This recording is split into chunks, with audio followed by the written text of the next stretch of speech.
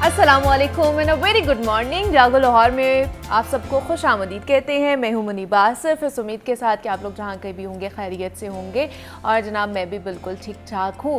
तो आज चूँकि हफ्ते का दिन है, वीकेंड है, जो हम भी मनाएंगे और आप लोग भी मनाएंगे, लेकिन थोड़ी सी हमने आज ओवरऑल भी बात करनी है अपने दिन के बारे में भी और अपने जितने भी मसाइल हमें दरपेश होते हैं उसके पर भी बात करनी है। लेकिन सबसे पहले ज़िंदगी क्या कहती है हमें। जनाब ज़िंदगी ना एतदाल का नाम है और ये मुसलसल ऊंच नीच के हालात से गुज़रने का नाम है।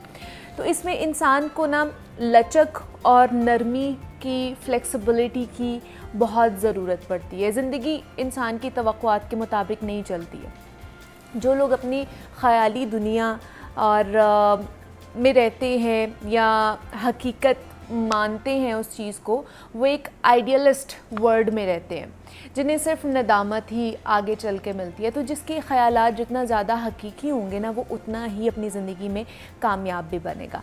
अब ज़ाती ज़िंदगी में भी देखा जाए और समाजी ज़िंदगी में भी याद रखें कि जो हकीकत है ना, वो बहुत गैर मुतवक्के चीज़ का नाम है। किसी को नहीं मालूम कि कल क्या होने जा रहा है। मुझे नहीं मालूम कि अगला जो 1 घंटा है या अगला 1 मिनट है वो मेरी ज़िंदगी में किस तरह का होगा। इसी तरह आप लोगों को भी नहीं पता। तो ज़िंदगी को बहुत सब्र, बहुत लचक से गुजारना ही अक्लमंदी का नाम है। इसलिए आज हम फ्लेक्सिबिलिटी के मुतालिक ही बात करेंगे कि ज़िंदगी में इसकी कितनी अहमियत है, इंसानी ताल्लुकात में ये कितनी ज़रूरी है। हमारे लहजे और हमारे रवैये में एतदाल का और लचक का होना ही हमारी ज़िंदगी को हमवार बनाता है। सख्त उसूलों और सख्त रवैयों से ना ज़िंदगी और हमारे जो इर्द गिर्द के रिश्ते हैं ना, वो पेचीदा होते जाते हैं। ज़िंदगी का हुस्न बरकरार रखने के लिए बदलते हालात के साथ ख़ुद को थोड़ा सा बदलना मेरे ख्याल से बहुत ज़रूरी है और इसी में इंसान की बढ़ोतरी भी जो मुतवक्के की जा सकती है। अब होता क्या है कि आपने भी देखा होगा कि दरख्त जब तेज़ हवाओं का सामना करते हैं तो वो झुक जाते हैं और वो फलदार टहनियाँ जो लचक नहीं दिखाती हैं ना, वो टूट कर ज़मीन पर गिर जाया करती हैं। और बिल्कुल ऐसे ही हमें भी अपनी ज़िंदगी की हवाओं के साथ झुकना चाहिए और ये ना सिर्फ वक्ती तौर पर हालात को बर्दाश्त करने में हमारी मदद करती है, बल्कि ये एक ऐसा हुनर है, एक ऐसा स्किल है जो ज़िंदगी को बेहतर तरीके से जीने का हमें मौका भी फराहम करती है। और हर आने वाला दिन एक नए चैलेंजेस का सामना हमें करना पड़ता है हर नए दिन के साथ। और उन मसाइब से सीखने के लिए, उन्हें हल करने के लिए हमने अपना पहला जो माइंड सेट है ना, उसे छोड़कर नए तरीके, नए ज़ावियों से किसी चीज़ पर फोकस करना पड़ता है। हम भी अपने प्रोग्राम में कोशिश करते रहते हैं कि नए नए टॉपिक्स के साथ और नए नए गेस्ट के साथ आपकी मुलाकात कराएं कि कोई ना कोई चीज़ जो हमारे फ़ायदे की है वो आप तक भी पहुंचे, उसकी मालूमात, उसकी बाकी इन्फॉर्मेशन भी आप तक ज़रूर पहुंचे। तो आज भी हम यही करेंगे। कुछ गेस्ट होंगे, कुछ टॉपिक्स होंगे जिसके ऊपर हमने इन डिटेल में बात करनी है, लेकिन अभी हमने प्रोग्राम में आगे बढ़ना है। वो कुछ तालीमी सरगर्मियों के हवाले से, तालीमी मैदान से बात करते हैं। तो जनाब, पाकिस्तानी यूनिवर्सिटीज़ का अगर बैनुल-अक़वामी यूनिवर्सिटीज़ जहाँ पर भी रिसर्च का काम होता है और आला तालीम दी जाती है, उनसे मवाजना किया जाए तो हम कहाँ खड़े हैं। यूनिवर्सिटीज़ में जो तालीम दी जा रही है वो एक अलग बहस है, लेकिन जो स्टूडेंट्स पर जो अखराजात का बोझ हालिया फ़ीस से उनके ऊपर लाद दिया गया है, वो बहुत से तलबा और ख़ास तौर पर तालिबात के लिए मुश्किल का बाइस भी बन गया है। दूसरे शहरों से आए स्टूडेंट्स को घर की जानिब से मिलने वाली जो माली सपोर्ट होती है वो भी पहले जैसी नहीं रही है, क्योंकि फ़ाइनेंशियल क्राइसिस से गुज़र रहे हैं हम लोग। महंगाई ने पहले से ही काफ़ी मामलात को डिस्टर्ब करके रखा है। दूसरा ये कि जो स्टूडेंट्स को हायर स्टडीज़ में इस वक्त किन मसाइल और किन मुश्किलात का सामना करना पड़ रहा है और वो इससे कैसे निकल सकते हैं, आज हमने इसके ऊपर बात करनी है। और यकीनन हुकूमती सतह पर जो है वो माली मसाइल का सामना है, जिसकी वजह से हायर एजुकेशन को भी कट लगा है, लेकिन सिस्टम की बाकी बुनियादी इकाइयाँ जैसे आप देख सकते हैं, असातिज़ा है, इंफ्रास्ट्रक्चर है, तलबा तो मौजूद ही हैं। तो क्या जो मुआशी कमियाँ हैं اس کا ازالہ نہیں کیا جا سکتا کیا؟ مسائل تو اپنی جگہ پہ شاید برقرار ہی رہیں گے جو کہ پچھلے کئی صدیوں سے برقرار ہیں، تو موجودہ حالات میں کس طریقے سے بہتری لائی جا سکتی ہے کہ جس سے ہم اپنے موجودہ ریسورسز ہیں ان کا استعمال کرتے ہوئے بہتر آؤٹ پٹ نکال سکیں؟ اور اس پر ہم نے بات کرنی ہے. اس پر بات کرنے کے لیے ہمارے ساتھ پروفیسر ڈاکٹر خالد محمود صاحب موجود ہیں اسٹوڈیوز میں، جو کہ سائنٹسٹ ہیں اور ایجوکیشنسٹ بھی ہیں، تو ان سے بات کریں گے اس سارے معاملے کے اوپر. ڈاکٹر صاحب آپ کو ویلکم کہتے ہیں راگل لاہور میں، کیسے ہیں؟ اللہ کا شکر ہے، بہت شکریہ. ڈاکٹر صاحب یہ جو سارا معاملہ چل رہا ہے انفراسٹرکچر کی اگر بات کر لی جائے، ہمارے جتنے بھی تعلیمی ادارے ہیں، اساتذہ کی بات کر لی جائے، اسٹوڈنٹس کی بات کر لی جائے، کہیں نہ کہیں ہم سہولیات کا فقدان دیکھتے ہیں اپنے اس خاص طور پر سیکٹر میں، تعلیمی سیکٹر میں. اب ایک اور بوجھ ڈال دیا گیا ہے جہاں پر ریسورسز نہیں ہیں، سہولیات نہیں دی جا رہی ہیں اسٹوڈنٹس کو، وہاں پر فیسز میں اضافہ کر دیا گیا ہے. تو اس چیز کو کس طرح دیکھتے ہیں آپ کہ کتنا بوجھ اب اسٹوڈنٹس پہ پڑے گا، یہ وہ مینٹلی کتنا ڈسٹرب رہیں گے خاص طور پر اس وجہ سے؟ جی بہت شکریہ. بڑا لازمی سوال ہے جو اب ظاہر ہے کہ طلباء کے لیے اس کو مینیج کرنا مشکل ہو رہا ہے، ان کے گھر والوں کے لیے اس کو مینیج کرنا مشکل ہو رہا ہے. دیکھیں، ایک تو بہت سی کمیاں رہیں سسٹم میں، وہ چلتی آ رہی تھیں، لیکن ابھی کمیاں کچھ بڑھ گئی ہیں. بڑھ گئی ہیں؟ ہاں، کم نہیں ہوئی ہیں، بڑھ گئی ہیں. بڑھ گئی ہیں. ابھی ظاہر ہے کہ ملکی حالات ایسے نہیں ہیں کہ وہ اتنی سپورٹ آ سکے، خاص طور پہ جب ہم ہائر ایجوکیشن کو دیکھتے ہیں. دوسرا، جب ہم اس موازنہ کریں تو ہمارے پاس جو بے تحاشا فیسیں جو بڑھی ہیں وہ پرائیویٹ سیکٹر کے اندر ہیں. گورنمنٹ سیکٹر ابھی بھی بہت کم فیس، جو کہ پھر میں سمجھتا ہوں کہ شاید اس سے بھی کم ہو سکتی ہے، لیکن ظاہر ہے کہ یونیورسٹیز کے پاس ریسورسز ہوں گے تو اس سے کم کر سکیں گے.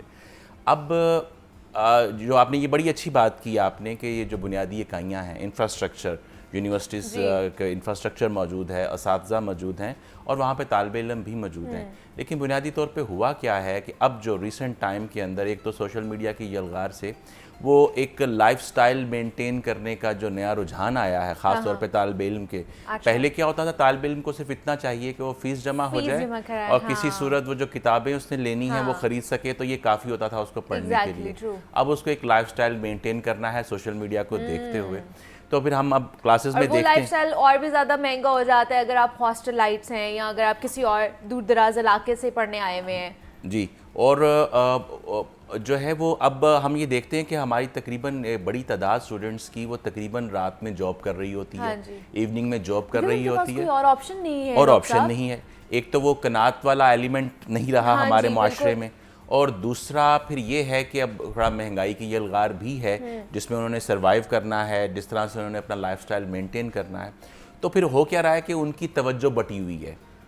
اب وہ وقت جس میں انہوں نے گھر جا کے اپنے جو دن بھر میں پڑھا تھا یونیورسٹی میں جو سیکھا تھا، اس سے نہیں جو سیکھنی تھی چیزیں، اس میں مزید مٹیریل اکٹھا کر کے اپنے ذہنوں کو سمجھانا تھا کہ یہ ہو کیا رہا ہے، پروسیسز ہیں کیا، اور وہ وقت ان کا جاب میں لگ جاتا ہے. مطلب کہ پروڈکٹیوٹی نہیں رہی. اچھا، اس کے پیرلل میں جب ہم آ جائیں اساتذہ کی طرف، حالانکہ عام معاشرہ جو ہے ہمارا وہ عمومی طور پہ استاد کو ایسے دیکھنا نہیں چاہتا، لیکن حقیقت یہ ہے کہ استاد بھی اسی معاشرے کا حصہ ہے، وہ بھی انسان ہے اور اپنی تمام تر ضروریات کے ساتھ ہے. اب جب وہ کرائسز آتے ہیں نا، اس میں معاشی کرائسز آئے یا ہمارے پاس مینجمنٹ کا فقدان آئے، جس طرح سے ابھی اللہ کا شکر ہے کہ ابھی تو تمام یونیورسٹیز کو ان کے جو ایک کنفرم وائس چانسلرز ہیں وہ عطا ہو گئے ہیں. کتنا عرصہ تک وہ تھے ہی نہیں، اتنی نہ تو کوئی بڑا ڈیسیژن لیا جا سکتا تھا اور نہ یونیورسٹی کی کوئی پالیسی ایک فکس بنائی جا سکتی تھی، اور تقریباً 2-2.5 سال کا عرصہ بہت سی یونیورسٹیز کا اسی طرح سے گزرا. اس میں پھر بہت سا ہم لیگ کر گئے. دوسرا یہ ہوا کہ وہ سسٹم، اچھا اب اساتذہ جو ہیں نا، جب وہ انسانی اعتبار سے خود کو دیکھتے ہیں تو ان کے ترقی کے مسائل رکے ہوئے ہیں. ان کی جو ایک جو باٹم لیول ہے لائف گزارنے کے لیے، ظاہر ہے کہ وہ شاید اتنی ڈیمانڈ تو نہیں کریں گے کسی پیسے کی جس طرح سے کسی بھی دوسری جاب میں ہے، کیونکہ ان کا پیشہ ایسا ہے. لیکن بہرحال کچھ نہ کچھ تو ان کی توقعات ہوتی ہیں لائف میں پروگریشن کی، خاص طور پہ ایک جو وہ سفر شروع کرے ایک لیکچرار اور پروفیسر تک پہنچے. اچھا اب وہ بھی اس کی توجہ بھی ان معاملات کی وجہ سے تھوڑی سی ڈیورٹ ہے. اچھا دوسرا ڈاکٹر صاحب میں دوبارہ سے فیسز کی طرف آؤں گی. اوور آل تو ہم نے بات کر لی ہے، لیکن اگر ایک سیکٹر کے اوپر بات کر لی جائے جس طرح بچیاں، خاص طور پر جو بچیاں تعلیم حاصل کر رہی ہوتی ہیں ان کے لیے بڑا مشکل ہوتا ہے. ایک تو چلے دور دراز سے اگر آئی ہیں تو انہوں نے ہاسٹل میں بھی رہنا ہے، انہوں نے باقی بھی جیسے ہم نے بات کی ہے کہ ایک کہہ لیں کہ اپنا لائف سٹائل بھی بہتر کرنا ہے، ماڈریٹ لائف سٹائل بھی رکھنا ہے، پھر اخراجات بھی، پھر فیسز بھی. تو آپ کے پاس کوئی ایسے کیسز آئے ہوں؟ بیکاز ہمیں بہت سے بچوں نے ایسے کہا ہے کہ اب ہمارے لیے تعلیم جاری رکھنا بڑا مشکل ہو گیا ہے، جتنے اخراجات بڑھ گئے ہیں، فیسز میں اضافہ ہوتا جا رہا ہے. تو آپ نے کوئی ایسے نوٹس کیے ہوں، آپ کے آئے ہوں وہاں پر کہ بھائی اب ہمارے پاس تو آپشن نہیں ہے، ہم تو اب تعلیم چھوڑ کے گھر میں بیٹھنے ہیں؟ یہ یونیورسٹیز میں تو جو کیسز آتے ہیں راہ چلتے ہمیں یہ کیسز بہت نظر آتے ہیں. یہ بڑی بدقسمتی ہے ہمارے پاس ابھی بھی کہ خواتین کو سیکنڈ پرائرٹی پہ رکھا جاتا ہے. اگر کسی ایک بچے کو پڑھانے کے پیسے ہیں تو اس میں عام طور پہ جو بیٹے کو جو ہے نا وہ آگے رکھا جاتا ہے. حالانکہ کوئی بھی سائنس کا میدان ہے یا کوئی بھی دوسرا میدان ہے، خواتین کا جو ایک خاص سوچنے کا انداز ہے جو اللہ نے صرف انہی کو دیا ہے، وہ ایک بڑا زبردست فلیور ایڈ کرتے ہیں. اس کے بغیر وہ مکمل ہوتا نہیں ہے. تو یہ بات بالکل درست ہے کہ جب اس طرح کی چیزیں مشکل ہوتی چلی جاتی ہیں تو جو زیادہ اس کا اثرات ہوتے ہیں وہ فیمیل اسٹوڈنٹس پہ ہوتے ہیں. وہ یونیورسٹیز تک نہیں پہنچ پاتی، بعض تو کالج تک نہیں پہنچ پاتی، ان کے پیرنٹس اتنا افورڈ نہیں کر سکتے. یہ ایک چیز. اور دوسری جو اب سوشل میڈیا کا ہی ایک مسئلہ ہے ہمارے ہاں کہ وہ بہت ساری خاص طور پہ جو سرکاری جامعات ہیں جہاں پہ تعلیم سستی ہے، ہاں میرٹ زیادہ ہے، زیادہ پڑھ کے آپ کو نمبر لے کے آنا پڑے گا، وہ ان پہ جب کوئی ایک آدھ ناخوشگوار واقعہ ہو جاتا ہے تو وہ زیادہ پرومیننٹ ہو کے سامنے آتا ہے. تو وہ والے پیرنٹس جو کہ اپنی بچیوں کو سرکاری جامعات میں بھیجنے کے کم از کم قابل تھے، تو وہ ان واقعات سے خوف کھا کے ان کو پھر گھر میں بٹھا لیتے ہیں. تو یہ پورے معاشرے کو اس سارے سسٹم کو اسٹرینتھن کرنا پڑے گا. وہ لوگ جو تعلیم سے منسلک ہیں، وہ لوگ جو تعلیم سے منسلک نہیں ہیں لیکن اس طرح کی جو میسیجز جو ہیں وہ آگے شیئر کرتے ہیں، ان کو ذرا خود کو یہ سوچنا پڑے گا کہ ہم معاشرے کو کسی اچھی سائٹ پہ نہیں لے کے جا رہے. لیکن کیا یہ فیسز کی وجہ سے بھی بہت سی لڑکیاں کہتی ہیں جی اب ہم کنٹینیو رکھ سکتے ہیں کہ مطلب اگر ہم ڈگری لے رہے ہیں مڈ آف دا ڈگری، اب ہمارے اخراجات اتنے بڑھ گئے ہیں، فیسز اتنی بڑھ گئی ہے تو ہم اس کو کنٹینیو نہیں کر سکتے. ہمارے گھر والوں نے کہا ہمارے پاس نہیں ہے اتنے اخراجات، واپس آ جائیں. ایسے کئی کیسز ہیں. ایون اب تو ایسے کیسز بعض اوقات سرکاری جامعات میں بھی نظر آنے لگے ہیں جن کی فیس بہت کم ہے. تو جو پرائیویٹ جامعات ہیں وہاں پہ تو ایسے بے تحاشا ہوں گے، مطلب لاکھوں کے اندر فیس کیسے افورڈ کی جا سکتی ہے. کہ اگر کسی کی چلے ایک سیمسٹر کی 60,000 بھی ہے اور اگر وہ بھی آپ 90,000 یا لاکھ بھی کر دیں گے تو وہ ایک ہیوج ڈفرینس آتا ہے ان کے لیے اور وہ مینٹین کرنا بہت مشکل ہے. تو اس لیے جب بھی کوئی امینڈمنٹ کی جائے، کسی چیز کے حوالے سے اضافہ کیا جائے تو غور و فکر کریں کہ اس کا میسو لیول پر کیا امپیکٹ ہوگا. تو ہمارے ساتھ ڈاکٹر خالد محمود صاحب موجود تھے. ڈاکٹر صاحب بہت شکریہ آپ کے وقت کا کہ آپ یہاں پر آئے. اور جناب اب تھوڑا سا میاں بیوی کے معاملات کے حوالے سے، تعلقات کے حوالے سے بات کر لیتے ہیں، کیونکہ میاں بیوی کے درمیان ہم آہنگی اور تعلقات کا بچوں کی تربیت اور شخصیت دونوں پر بہت ہی گہرا اثر ہوتا ہے. اگر دونوں کی آپس میں نہیں بنتی ہے تو پھر گھر میں انتشار رہتا ہے، لڑائی جھگڑا، اختلافات، غصہ، یہ سب جو ہے نا بچے سیکھ رہے ہوتے ہیں. ماں باپ کے درمیان نہ بنتی ہو یا سسرال والوں کے ساتھ نہیں بنتی تو پھر ماں اپنا سارا غصہ یہاں پہ اپنی ساری فرسٹریشن ایٹ دی اینڈ بچوں پر ہی نکالتی ہے. اور اگر ماں کو کسی فیصلے میں شامل نہ کیا جاتا ہو تو اس کو گھر کے باقی افراد بھی عزت اور احترام نہیں دیتے ہیں. تو ایسے حالات میں وہ اپنے بچوں کو یہ سب کیسے سکھائے گی؟ جب وہ خود کوئی فیصلہ نہ لے سکتی ہو تو بچے کو کیسے فیصلہ لینے کی ہمت دے گی یا اس کو ترغیب دے گی یا اس کی تربیت کرے گی؟ اس کی شخصیت کی تعمیر کیسے کرے گی جبکہ اس کی اپنی شخصیت جو ہے نا وہ مسخ ہو رہی ہے؟ میاں بیوی کے درمیان اگر ذرا سی شک کی گنجائش پیدا ہو جائے تو پھر اس رشتے کو لڑائی جھگڑے دیمک کی طرح چاٹ کر رکھ دیتے ہیں. اور میاں بیوی کے درمیان اچھی انڈرسٹینڈنگ کا ہونا क्यों ज़रूरी है, आज हमने इस पर बात करना है। और अगर अंडरस्टैंडिंग नहीं है तो उसके असरात बाकी मामलात पर किस तरह पड़ रहे हैं, और ख़ास तौर पर बच्चों के हवाले से भी हमने बात करनी है। और इस पर बात करने के लिए बहुत ही ख़ास मेहमान हमारे साथ ज्वाइन किया है। उन्होंने डॉक्टर काशिफ फराज साहब हैं जो कि साइकोलॉजिस्ट हैं। डॉक्टर साहब आपको वेलकम कहते हैं जागो लाहौर में। कैसे हैं आप? Thank you very much, I am fine, बिल्कुल ठीक ठाक हूँ मैं। आप ठीक हैं? मैं भी बिल्कुल ठीक ठाक, शुक्र अल्लाह का। डॉक्टर साहब, मियाँ बीवी का रिश्ता बहुत ही इम्पॉर्टेंट है, बहुत ही खूबसूरत रिश्ता है, लेकिन खूबसूरत रिश्ता बनता कैसे है? दोनों की साइड से कुछ ना कुछ चीज़ें होनी चाहिए, वो क्या बुनियादी अकाइयाँ हैं? अच्छा, पहली बात तो ये दो साइड्स नहीं है। अच्छा, ये एक ही साइड है। एक ही साइड है? ये एक ही साइड ओके। जब हम दो कहते हैं तभी हम फ़र्क करते हैं। ओके। अब मैंने क्यों कहा ये एक ही साइड है? जी मैं आपको कोट करता हूँ कुरान मजीद, और उसकी 3 सूरतें कोट करता हूँ। जी जी। पहली सूरह रूम आयत नंबर 21, ओके दूसरी सूरह एराफ आयत नंबर 189, ओके तीसरी सूरह निसा। ओके। तीनों जगह अल्लाह ने कहा कि मैंने तुम्हारी ही जिन्स में से तुम्हारे जोड़े बनाए। बेशक। जब आप और मैं जूता लेने जाते हैं तो हम ये नहीं कहते कि ये एक है, ये एक है। हाँ, वो एक ये पेयर जोड़ा है, है। एक हाँ, जोड़ा है। हाँ। तो जब ये जोड़ा है तो हम दोनों एक ही साइड के ऊपर हैं। बिल्कुल। हमारे मोबाइल प्रॉब्लम ही तब आती है जब उसको अलग अलग करके देख रहे होते अच्छा। हैं। अब आपने कहा कि इसकी अहमियत क्या है। ये कायनात का वाहिद गैर खूनी रिश्ता है हाँ। जो खूनी रिश्ते पैदा करता है। वाह वाह वाह। कोई और मिसाल मुझे आप इसकी दे सकती हैं? बात है। तो इससे बड़ी बिल्कुल क्या बात। बात हो सकती है कि गैर खूनी रिश्ता जो ही कायम होता है खूनी रिश्ते बनना शुरू क्या हो बात जाते है, हैं। क्या बात। अगर ये खूनी रिश्ते ना बनते तो आज कायनात इस शक्ल में ना होती जिस शक्ल में हमें नजर आती है। दूसरा इसका, बल्कि तीसरा मैं कहूँगा, पहली आयत, दूसरा खूनी रिश्ता, तीसरा पॉइंट ये है ये दुनिया का पहला रिश्ता है जो कायम किया गया।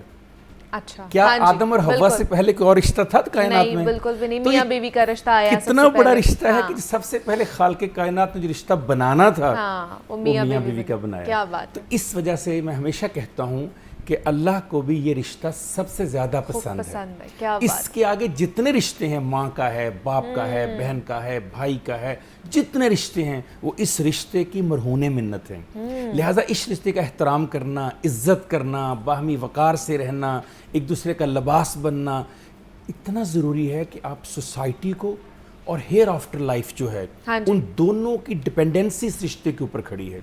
बेशक। सो बहुत ज़रूरी है कि हमारे घरों में ये तरबियत हो। डॉक्टर साहब, हमें एक कॉलर ने ज्वाइन किया है, बात करना चाह रही है हमारे साथ। इरम ने हमें ज्वाइन किया है जी, समनाबाद से, लाहौर से उनका ताल्लुक है। अस्सलाम वालेकुम इरम, कैसी हैं आप? ठीक है। वालेकुम सलाम, आप कैसी हैं? मैं भी ठीक ठाक। इरम, क्या सवाल करना चाह रही हैं? बस मेरे शोहर के हवाले से मैं बात करना चाह रही हूँ कि मेरे उनके साथ ताल्लुकात तो बिल्कुल ठीक है, लेकिन जब मैं उनका मोबाइल चेक करती हूँ या फिर उनसे सवाल करती हूँ, एक ही सवाल बार बार करती हूँ तो वो गुस्सा करते हैं। अच्छा, ठीक है, बस यही सवाल है आपका?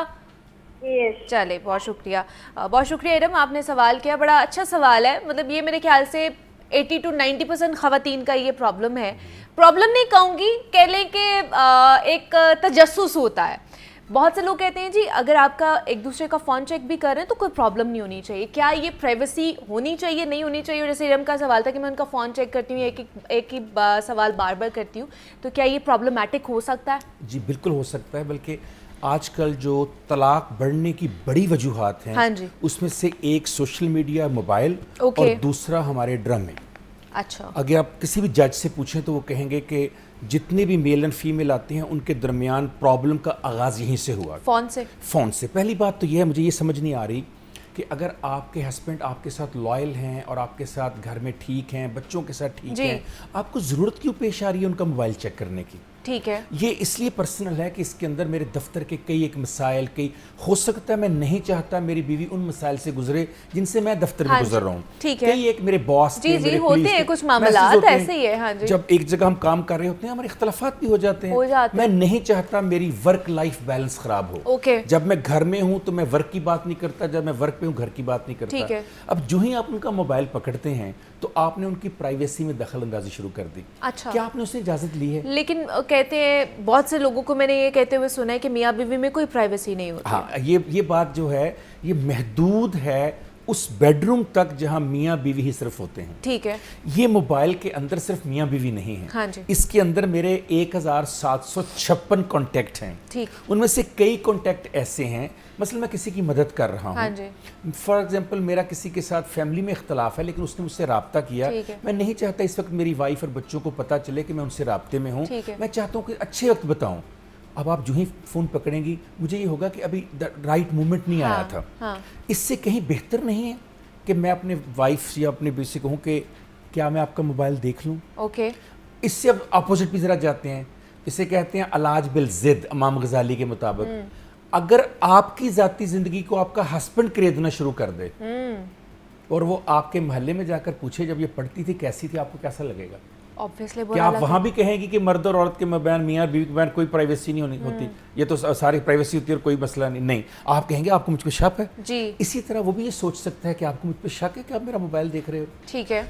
फिर देखिए कि आपने कई चीज़ों में, मर्द बाहर जाता है, उसके सामने जो पिक्चर होती है ज़रूरी नहीं कि वो बीवी के सामने हो। ठीक है। अगर तो दोनों वर्किंग हैं तो एक दूसरे के मसाइल को अंडरस्टैंड करते हैं। ओके। अगर बीवी वर्किंग नहीं है, हाउस वाइफ है, हाउस मेकर है और खामद बाहर है, वो नहीं चाहता कि बाहर की जो वही टॉक्सिसिटी है, जो टॉक्सिसिटी है, प्रॉब्लम्स मसाइल हैं, वो मेरे घर तक जाएं। इसलिए वो उनको एक साइड पे रखता है। ठीक है। और अगर यही चीजें मर्द कर रहा है औरत के साथ, तो फिर क्या होना चाहिए? फिर क्या? देखिए ना, दोनों तरफ सेम है कि अगर मर्द औरत को इस तरह से देख रहा है तो इसका मतलब है कि वो अपनी औलाद, अपने माहौल, अपने घर में टॉक्सिसिटी फैला रहा है। ठीक है। पहली बात तो ये सारी बातें शादी से पहले वाली थी। ओके। उस वक्त आप चेक करते, पूछते, मोहल्ले से पूछते, रिश्तेदार। अब जब आपने उसकी शादी कर ली, अब आपका और उसका एक शरई रिश्ता है जी। और इस्लाम कहता है अगर आप आंखों से भी कोई बुराई देख लें तो उसको दरगुजर फरमा दें। ये नहीं कहा फैलाते रहें उसको, डिस्कस करें, बात करें। फिर ये भी देखें कि क्या कमी आई मेरी शफकत में, मेरी मोहब्बत में, मेरी मुद्दत में, मेरे रिश्ते में, कि इस तरह के मसाइल पेश आ रहे हैं मुझे। अच्छा। वही जिसका मैंने अभी आपको हवाला दिया, सूरह रूम की आयत 21 में अल्लाह ताला फरमाते हैं तुम्हारे जोड़े बनाए गए, 3 वजूहात बयान की। पहली कहा मुद्दत के लिए, इज्जत के लिए। ठीक है। दूसरी का शफकत के लिए, तीसरी का गौर व फिक्र के लिए। क्या ये बात। 3 शर्तें पूरी हैं। अगर मैं मुद्दत नहीं कर रहा, इज्जत नहीं कर रहा, तो कल मेरी माँ की कोई इज्जत नहीं करेगा। आज मैं अपनी बीवी पे शक करता हूँ, कल मेरा बेटा मेरी अपनी बहू बीवी पे पे, करेगा। और कल उससे बड़ा मसला होगा जब मेरी बेटी पे मेरा दामाद करेगा। ऐसे ही है, तो बेशक, मुझे बेशक। कल का भी सोच लेना चाहिए। इन केस अगर कुछ ऐसा है भी, मैं कहता हूँ जी मान भी लेते हैं, हाँ जी। माजी में एक लड़का लड़की यूनिवर्सिटी में पढ़ते थे, हो सकता है कोई, इस वक्त उसे दरगुजर करने का वक्त है। ठीक है। इस रिश्ते को निभाने का वक्त है। पास्ट नहीं देखना चाहिए, प्रेजेंट में रहना यस, चाहिए। माइंडफुलनेस होनी चाहिए, आज की बात करनी चाहिए, ठीक है। आने वाला फ्यूचर आपको देखना चाहिए। वो देखना चाहिए। ठीक है। अच्छा, दूसरा मुझे ये भी थोड़ा सा बताएं, अब पास्ट में बात हो ही रही है, बहुत से लोग आजकल की जो खासतौर पर जो जनरेशन है वो कहती है जी हमारे पास में जो भी रहा है हमें एक दूसरे का पता होना चाहिए कि आपके पास में क्या था, हमारे पास में क्या था। शादी से पहले तो सारी चीज़ें, बातें वगैरह हर चीज़ हो जाती है, जैसे ही शादी हो जाती है उसके बाद यही पास जो है हॉन्ट करता है, फिर आप लोगों को, आपकी अंडरस्टैंडिंग खराब हो जाती है। तो क्या बताना चाहिए एक दूसरे को अपना पास्ट, क्या नहीं बताना? बहुत ज़बरदस्त बात आपने की, ये बाहमी इत्फाक की बात है। ठीक है। अगर मियाँ बीवी इस मेच्योरिटी लेवल पर हैं कि वो समझते हैं कि हम एक दूसरे के इश्यूज को अंडरस्टैंड कर सकते हैं, तो दुनिया का सबसे बेहतरीन हल कम्युनिकेशन है। ठीक है।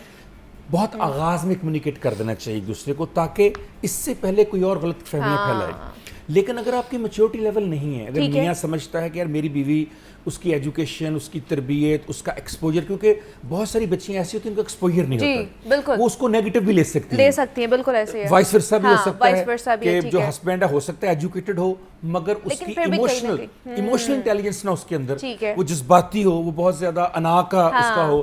तो अगर आपको ऐसा लगता है तो फिर आपको उन चीज़ों को ना सिर्फ खुद भूल जाना चाहिए, बल्कि तरीके सलीके से कहानी की शक्ल में खामा तक पहुंचाना चाहिए कि अगर आपको कभी जिंदगी में कुछ ऐसी बात पता चले तो प्लीज आप मुझसे बात एक दफा कर लीजिएगा। तैयार करना चाहिए घर को। चले जी डॉक्टर साहब, एक और कॉलर ने हमें ज्वाइन किया है, उनसे भी सवाल ले लेते हैं।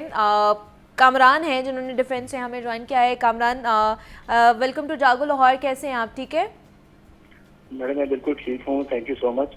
आप बड़ा अच्छा शो कर रहे हैं, आप डॉक्टर साहब की बातें सुन रहा हूँ मैं। शुक्रिया। अच्छा मैडम, मेरा सवाल है कि मेरी वाइफ जो है वो मेरी कजन भी है और मेरी बड़ी अच्छी दोस्त भी है। अच्छा। ठीक है, हमने इकट्ठे ही एजुकेशन हासिल की है, मेरे फ्रेंड्स का भी पता, फ्रेंड सर्कल का भी। अच्छा। लेकिन जैसे ही हम को प्लान आउट करते हैं दोस्त कहीं जाने के लिए, तो बड़ी एग्रेसिव सी हो जाती हैं, बड़ी पॉजिटिव सी हो जाती हैं। लेकिन मैंने अगर अगले हफ्ते जाना है कहीं हाँ। दोस्तों के साथ घूमने, तो उन्होंने हफ्ता पहले ही मुंह बना लेना है। अच्छा। तो मैं इस चीज से कैसे ओवरकम कर, कैसे उनके साथ इस चीज को डील कर सकता हूँ? जी बहुत शुक्रिया कामरान आपका कि आपने हमें ज्वाइन किया। और सवाल उनका ये है कि जी हम दोस्त भी थे पहले, कज़न्स भी हैं, पढ़े भी एक साथ हैं, दोनों के फ्रेंड सर्कल का भी हमें पता है, लेकिन जब भी मैं अपने दोस्तों के साथ जाना चाहता हूँ तो मेरी बीवी मुंह बना लेती है, इसमें क्या करूँ मैं? पहले तो मैं आपके साथ ज़ाहिर अफसोस करता हूँ। अच्छा, एक बात ज़हन में रखिए, जिस दिन आपकी शादी हो जाती है, हाँ जी। आपकी बीवी ना आपकी दोस्त रहती है ना कज़न रहती है। अच्छा। No she is your wife and you are her husband. पहले से इस रिश्ते को तय कर लीजिए। ठीक है। अगली बात, जो बीवी आपके जाने पे मुंह बनाती है, इसका मतलब है वो आपसे बेहद प्यार करती है। वाह वाह, क्या बात है। वो आपकी जुदाई नहीं बर्दाश्त। इन्होंने कहा एक हफ्ता पहले, इसका मतलब है हफ्ता पहले उसको जुदाई महसूस होना शुरू हो गई है। आपसे लकी कौन हो सकता है? बेशक बेशक। अगर आप 2 हफ्ते पहले उनके साथ एक काउंसलिंग सेशन लें, ठीक है, और उनको बताएं कि मेरे जाने की वजूहात क्या हैं, मैं इस घर के लिए तुम्हारे लिए मुआश ले रहा हूँ, मैंने इस घर के बिल पे करने हैं, मैंने इस घर का किराया देना है, मैंने गाड़ी चलानी है, मैं नहीं लेकिन वो जाऊंगा। कह रहे हैं मैंने घूमने जाना है अपने दोस्तों के साथ। देखिए बिल्कुल ये भी बात ठीक है, तफरी के लिए जाना है। उसकी वजूहात होती हैं। हाँ। हम बीवी को तो साल में एक बार भी मरी नहीं लेके जाते हैं, दोस्तों के साथ 15 दफा गिलगित पहुंच जाते हैं। तो ये भी तो बड़ी ज्यादती है कि मतलब आप पहले अपने- बीवी को लेके Yes, जाए, फिर definitely, दोस्तों को लेके। बिल्कुल, उनको तो पहला हक भी बीवी का है, पहला हक भी ठीक है। बीवी का है। और फिर अगर बीवी, मतलब अब मुझे नहीं पता, अल्लाह करे कि ऐसा ना हो, अगर आप कोई काउंटर पार्टनर के साथ सैर पे जा रहे हैं, आई मीन के लड़कियों के साथ जा रहे हैं, तो बीवी का अच्छा। मुंह बनाना तो बनता है ना हाँ, जी। फिर तो बनता उसको है, शक फिर भी तो करना बनता बनता है है, उसका कि मेरे साथ तो जब मैं कहती हूँ कहते काम ही बड़ा दफ्तर में, और इनकी कुलीग ने कहा तो ये गिलगित पहुंच गए सैर करने के लिए। तो इस लिहाज से भी देखना चाहिए चीज़ों को कि क्या हम अपनी फैमिली को, जैसे मैंने अभी कहा वर्क लाइफ बैलेंस, कि अगर आप दोस्तों के साथ साल में 2 बार जाते हैं तो प्लीज़ 2 बार अपनी फैमिली को भी लेकर जाएं। फिर यह है कि आप 2-3 हफ्ते पहले घर में एक फ़ज़ा बनानी शुरू करें कि मेरा दफ्तर में मुझे ये इशू है, उस पर हमें सैर पे जाना है, सब ने फैसला किया है, मैं उस दफ्तर का पार्ट हूँ, तो मुझे वहाँ जाना है, उसके लिए तुम्हें परेशानी की ज़रूरत नहीं, मैं तुमसे इन कॉन्टैक्ट में रहूँगा। आजकल मोबाइल आए हुए हैं, लाइव कॉल हो जाती है, हम किसी को देख सकते हैं, बात कर सकते हैं। अच्छा, ये तो डॉक्टर साहब दफ्तरी मामला आता है ना। कुछ मर्द हजरात ऐसे होते हैं कि जिन्होंने ऑफिस से आना है, रात को उन्होंने एक निश्चित अपने दोस्तों के साथ लगानी ही लगानी है, वो 2 घंटे हो 3 घंटे हो, जैसे ही आएंगे खाना शाना खा के वो दोस्तों के पास चले जाएंगे रोज बिला नागा। जी जी। इन मामलात में फिर अंडरस्टैंडिंग क्या होती है? फिर मियाँ बीवी के दरमियान किस तरह के प्रॉब्लम्स हो सकते हैं? जी, असल में ना जब हमारी शादी होती है ना तो हम अपनी तवक्कुआत एक दूसरे से बहुत वाबस्ता कर लेते हैं। मौला ने नहजुल बलागा में मौला अली ने कहा कि दुनिया में 50% यानी आधी से ज़्यादा खामियां, खराबियां, मसाइल और बीमारियां इसलिए पैदा होती हैं कि हम एक दूसरे तवक्कुआत बहुत रख लेते हैं। ठीक है। ये तवक्को रखना कि जब मेरी शादी हो गई है तो बीवी 100% मेरे लिए ही है, और बीवी का सोचना कि खावंद 100% मेरे लिए ही है। ठीक है। मसलन जो खावंद है उसने अपने माँ बाप से भी मिलना है, बहन भाइयों से भी मिलना है, दोस्त भी हैं, दफ्तर भी। इसी तरह बीवी के भी घर के काम है, उसने किचन में भी संभालना है, बच्चों के कपड़े भी बदलने हैं, आपके वालिदैन को भी संभालना है, उसने बाजार भी चीज़ें लेने जाना है, उसने बहुत सारे शादी ब्याहों की भी फिक्र करनी है, फौतगी भी पहुँचना है, अपने घर के भी टेंशन माँ बाप की बिल्कुल हैं, उसके भी भाई बहन हैं, उसके भी दोस्त हैं, उसकी भी सहेली हैं, उसके भी क्लास फेलो हैं। तो जब हम ये तवक्को रखते हैं कि शादी के बाद अब जो मैं कह रहा हूँ ये कह रही हूँ वही हो, तो यहाँ पर ना रूम नहीं हम एक दूसरे को देते। अच्छा। मैं ये तो नहीं कहता कि डेली 2-2.5 घंटे आप दोस्तों में बैठें, जो ही शादी होती है तो आपको आदत चेंज करनी चाहिए। आपको आहिस्ता आहिस्ता टॉपल डाउन, इसे कहते हैं वक्त को कम करें दोस्तों के साथ। ये नहीं कहता छोड़ दें, वक्त लगता है, एक आपकी 20-25 साल से आपने दोस्ती बनाई होती है, आप 2 घंटे हैं डेट कर दें, डेट है 1 कर दें, 1 है आधा कर दें, और फिर इस बात का एहसास बीवी को दिलाएं कि तुम्हारी वजह से मैंने दोस्तों के साथ कम टाइम कर दिया। बीवी को भी ऐसे ही चाहिए, अगर वो नॉर्मली किचन में आधा घंटा या 1 घंटे में खाना बनाती है, वो जल्द खाना बना के अपने खामद के पास रूम में आके बात करे कि देखिए आपकी वजह से मैंने जल्दी खाना बनाया, आपको वक्त मिल जाए। तो एक दूसरे का बाहमी एहतराम, बाहमी इज्जत, बाहमी कम्युनिकेशन, तवक्कुआत का उतना रखना जितनी की ज़रूरत है, ये बहुत रिश्ते की लेकिन ज़रूरत है। अगर ऐसे मामलात होंगे, मर्द हजरात की मैं माइंडसेट की बात कर रही हूँ, फिर वो कहते हैं जी हमारे दोस्त फिर हमसे नाराज़ हो जाते हैं, हफ्की का इजहार करते हैं, वो कहते हैं जी तू तो बीवी दे थले लग गया, मतलब तुम तो जोरू के गुलाम हो गए हो, घर वाले भी ये कहते हैं, फिर हम क्या करें, किस साइड पे जाएं हम फिर? हाँ, अच्छा देखिए, ऐसे मामलात में रोल मॉडल से हेल्प ली जाती है। हमारे सामने रोल मॉडल खातमुन नबीन रहमत कुनैन की ज़ात पाक, क्या वो अपनी बीवियों के लिए घर की सफाई नहीं करते थे? करते थे। क्या वो जूते साफ नहीं कर लेते थे? करते थे। क्या वो अपने कपड़े खुद नहीं सी लेते थे? करते थे। आज हम बातें तो बहुत करते हैं कि हम उस उम्मत में हैं, उस नबी के मानने वाले हैं। अगर आज आपको बीवी की खिदमत करते हुए बाहर ये बातें सुननी पड़ रही हैं, तो क्या ये फ़ख्र की बात है या शर्मिंदगी की बात है?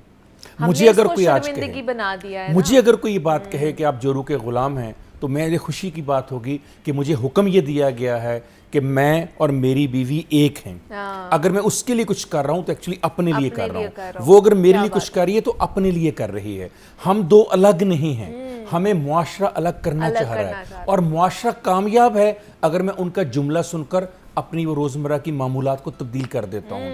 कतन आपको ना डिफेंड करने की ज़रूरत है, ना आपको गिल्टी कॉन्शियस होने की ज़रूरत है। आपका घर है, आप वहाँ पर जैसे चाहते हैं आप रह सकते हैं, किसी को कोई इख्तियार नहीं है उसके ऊपर आवाज़ उठाने का। ठीक है, मतलब इससे डरना नहीं चाहिए कि लोग क्या कहेंगे। मुनीर नियाज़ी याद आ गया, उसने कहा था ज़िंदगी मेरी थी मगर बसर उसने किया। हाँ, क्या बात है। गाड़ी चलाती हैं आप? गाड़ी चलाती हैं आप? नहीं।